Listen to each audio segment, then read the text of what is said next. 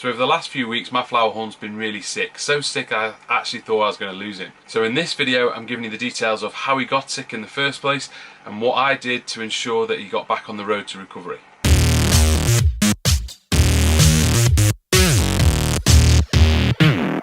Before we get into it, I've got a massive confession to make. If you remember back to when I first introduced this Flowerhorn, if you haven't seen that video you can watch it here. Otherwise, if you remember, I introduced him as a Super Red Flowerhorn. I don't know how this confusion happened, I don't know what was going on in my brain at the time, but I actually got that wrong. And I do apologise to all the Flowerhorn lovers out there, and I do apologise to this guy himself. He's actually a Super Red Dragon Flowerhorn, not a Camphor. To be perfectly honest, I kind of prefer that. It sounds a little bit cooler. Super Red Dragon Flowerhorn. Yeah, it suits me fine. But again, I apologise that I got it wrong in the first place. So I've had this guy a few months now, and actually he's been an absolute pleasure to keep as a pet. He's been interactive, he's been a voracious eater. He greets me when I come into the room. I absolutely can't get enough of him. But as I said in the intro, he has actually been really sick over the last few weeks, and actually every time I came into the room for a short period of time, I was expecting him to find him dead. I thought I was going to lose him, but as you can see, he seems well on the way to being back to his normal self and healthy. So what happened? Well, the first signs of him being not in normal self is when I come into the what I'm calling the fish room now. When I come into here, he would cower in the corner. He wouldn't rush to the glass like a little puppy dog greeting his owner on his way home. He would just sit in the corner, and that wasn't really his character. That wasn't really him. So I knew something wasn't right. Secondly, as I've already said, he's an absolute ferocious eater. Every time I come near the tank, he's rushing to the top in the hope that I provide him food. Every time he thinks he's getting food, he's practically jumping out of the top of the aquarium. He's ready to eat, and he's ready to eat all the time. Watch this. See? Did you see that? He's there thinking I'm about to eat him. Not eat him, sorry. Thinking I'm about to feed him. He's also quite playful. Probably just wants to fight me, but that's what he is. But he wasn't showing these signs of his character. He wasn't hungry. He wasn't ferociously wanting to bite me or fight me. He wasn't greeting me as I came in. He was just cowering in the corner. And as I say, he was off his food, so I was dropping food in as normal, and he would just leave it. He wouldn't eat it, he wasn't fussed by it. So I realised something was wrong. My first port of call, although I keep on top of water maintenance, although I keep on top of changing water quite regular on this tank in fact, because obviously the volume of it is quite easy to do a 25% change and so forth. So I was doing my water changes, but I thought maybe there's something off with the water. I did test it, it seemed fine, but I thought, you know what, until he's eaten again for the next few days, for the next week or so, I'm going to change his water every single day. And I just did like about 10-20% every single day. It didn't seem to make any difference. He was still showering in the corner, he still wasn't eating, his stomach was just getting thinner and thinner and thinner. I really started to get concerned. Now, it wasn't at this stage where I thought I was going to lose him, but I was starting to get concerned of obviously that something was majorly wrong.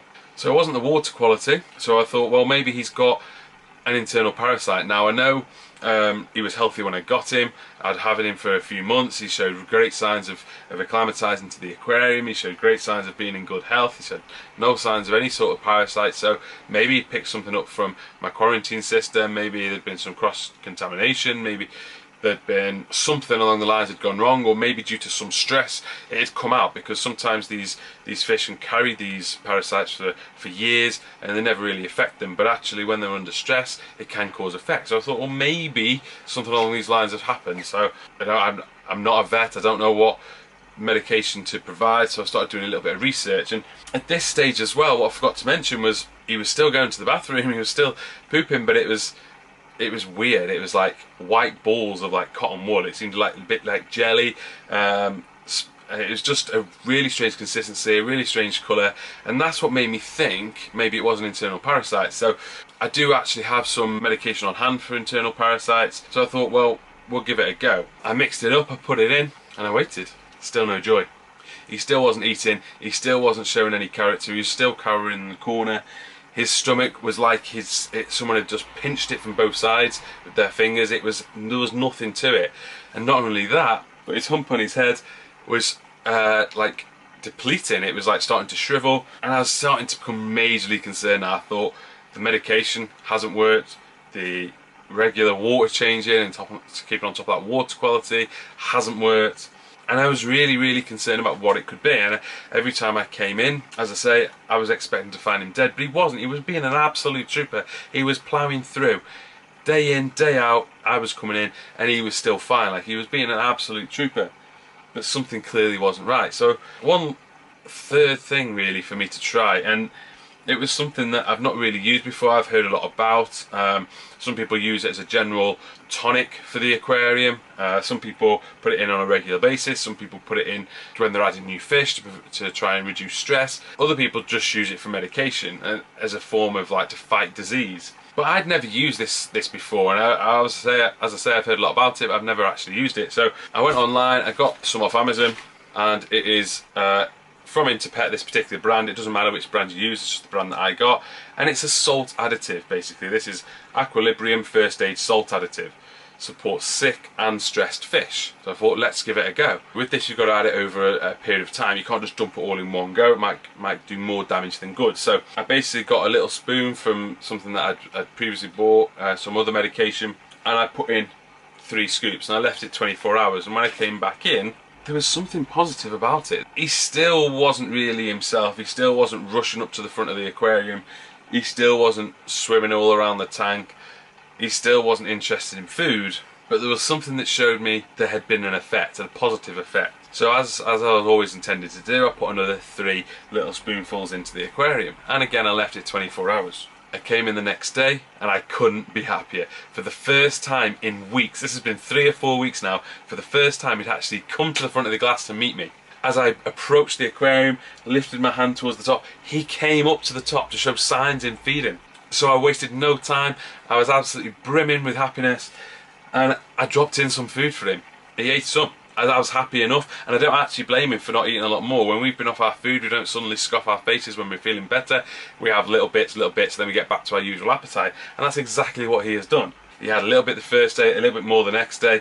I did have to keep adding some aquarium salt, and obviously every time I did a water change, I had to replenish the amount that I'd taken out. And it kind of brings us up to where we are. He's hungry, he's wanting food, he's begging again, he's jumping out the top when we approach the aquarium, he's greeting me at the glass. His stomach, you probably can't see it on there unfortunately, but his stomach is a lot better than it was, but it's starting to fill back out, and actually it's not close to where it was when I left him. In terms of his hump on the top, that is still a little bit shriveled, but that will replenish in time. He's doing a lot better. Let's see if he'll eat now. Oh, he knows. Straight down, just half a muscle, got another half here for him, but he's just eating it straight away. Does he want some more? Yes he does, of course he does. Drop it in. A little bit bigger that piece, so he's going to take his time with it, but he's eating it, and that is the main thing. If there are any leftovers, if there's anything he doesn't eat, I will obviously remove it. My problem is, I still didn't know the actual cause of it, so I had to really think back about how that could have happened and what it could have been. The internal parasite medication didn't seem to work, so I don't think it was that. I'm putting it down to one thing, and I dread to say it, but it was all my fault. It was a mistake that I made, bad timing on both our parts, his greed, and that's what I'm putting it down to, this. Every time I do a water change on any of my aquariums, I add a water conditioner to the aquarium. In ideal circumstances, you will actually condition your water before you add it to your aquarium, so you can put this in before, or if you run your aquarium off a sump, you can add it to the sump. I don't do either of those things, so I have to add it straight to the aquarium. I've never had any fish react negatively to it.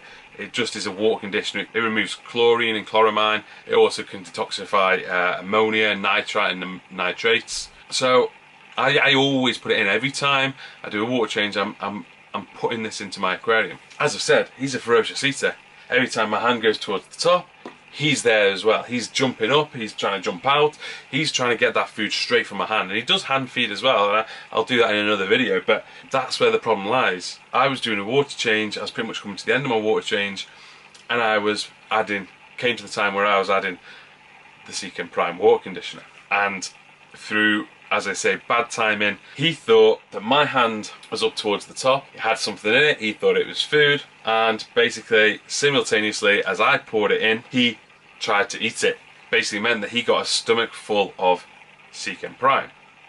Now, if this doesn't make any sense, if you know more about that it's impossible for this to be the case, please put it in the comment section below, but this is what I think happened. He swallowed the Prime, and because he immediately swallowed it as opposed to swimming through it and it being in the aquarium with him, around him. He took quite a strong concentration of it. And I think that basically affected his stomach somewhere or another. It made him sick, it made him ill, it put him off his food, it made his poop go strange. I can only think it'd be that. It was the salt that had immediate effects on it, and I think the salt kind of cleansed him a little bit, cleansed his stomach, cleansed him internally, and that's what I'm putting it down to. Now, if you remember when I first introduced him, I did reach out to you guys for comments in the section below for names for this little fella, and I did it in 2 videos, and I did get some names, and I did get some responses, so I really appreciate those, so thank you very much. And it is one of those names that I've actually chosen for this guy. And then he got sick, so I didn't want to name him really whilst he was sick, but he was an absolute warrior. He was an absolute fighter. And he's come back probably stronger and more entertaining and more characterful than he was before. So for that reason, I've got to give a shout out to DebTim, a Canadian girl. So thank you for your recommendation of a name. If you don't know her, you don't watch her channels, I'll put a link in the description below. You should check her out. She does some really entertaining videos on some fantastic fish, a lot of which that I keep as well. But she came up with the name Titan. She said that this fish, the way he looks, his beauty, the way he is in appearance and character. So it was her that said he deserves a strong name, and I couldn't agree more. With coming back from this illness and being sick, he's been an absolute trooper, an absolute warrior, and he deserves that name.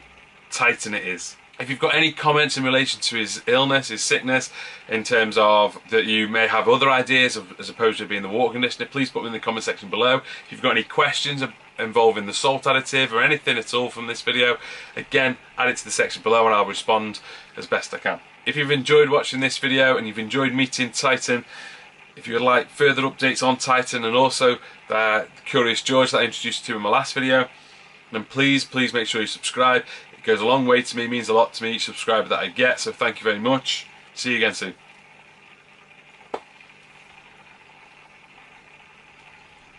Say goodbye, Titan.